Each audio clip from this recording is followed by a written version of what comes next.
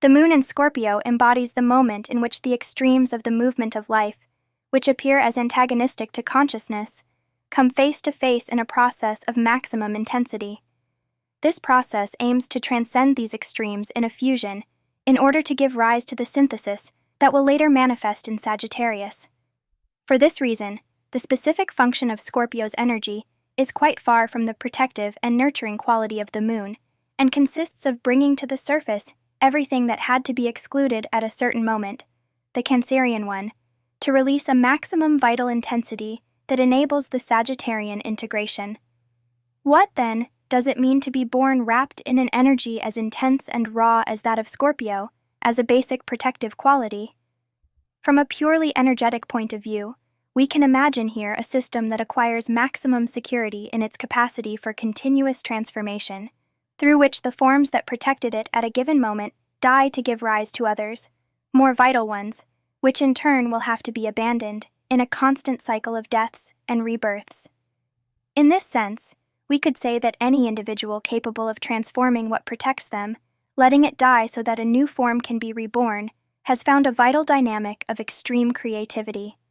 However, this possibility of experiencing security, although it is implicit in this moon, and is its deep talent, will have to go through a difficult psychological journey before emerging in the way we have just described it.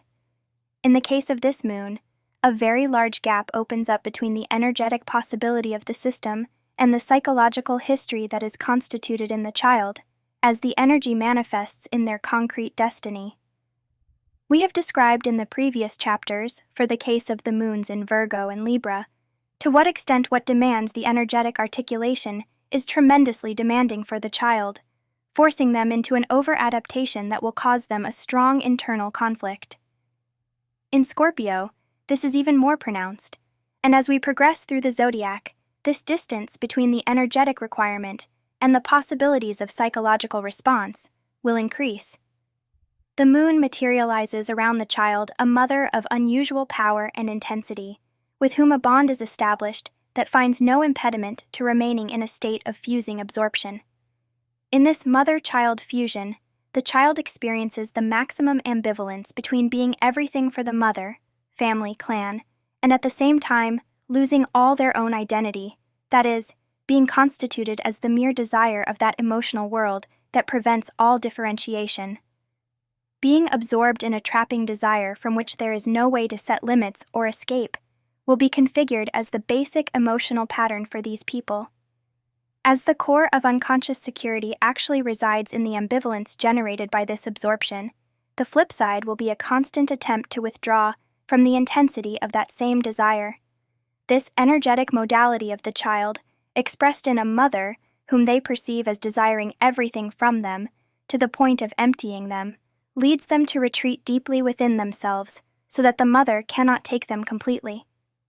The moon in Scorpio, as an emotional mechanism, will thus show this double movement of simultaneous absorption and withdrawal, quite difficult to understand for others, but fundamentally for the one who lives it, as they are torn apart in that ambivalence. It is necessary to understand that in the staging of the energy of this moon, experiences occur through which, at the unconscious level, what gives life becomes identified with what gives death. In general, in the pattern of all moons in water, an imaginary interior is constituted where the person seeks refuge. These places can be calm and deep, like a protective oasis in the case of the moon in Cancer, or nirvanic, like the security of the inner ocean of the moon in Pisces. The moon in Scorpio, on the other hand, defines that interior as unattainable, because it is precisely that which gives psychic security. There is an inner world that no one will ever be able to reach. This is what imaginarily saves the person from the other side of their moon, in which security is placed in being completely absorbed by another.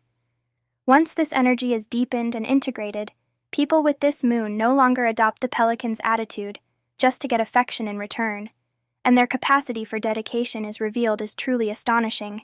They transform into deeply nourishing beings, with an enormous aptitude for giving, and providing affection where there are high levels of pain and suffering. And so we come, finally, to their basic capacity, that of periodically transforming their world and that of others, finding new forms of security and containment, destroying the old and unnecessary ones to make way for greater vitality and breadth.